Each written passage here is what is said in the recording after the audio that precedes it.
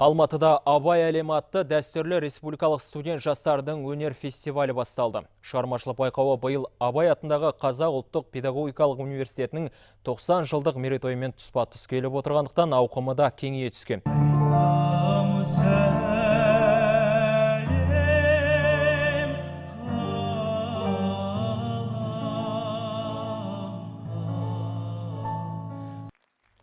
Фестивальді өткізудегі мақсат ұлы ақынның шығармашылығын насихаттау, студент жастардың тағылымы терең тарихымыз бен ұлттық құндылықтарды дәріптеуге бағытталған мәдени іс-шаралар арқылы тәрбиелеу.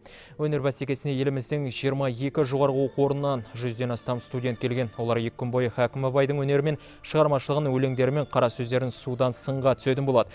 Жастардың жыр жарысына мәдениет пен өнер қайраткерлері мен ғалымдар төрелік жасайтын болады.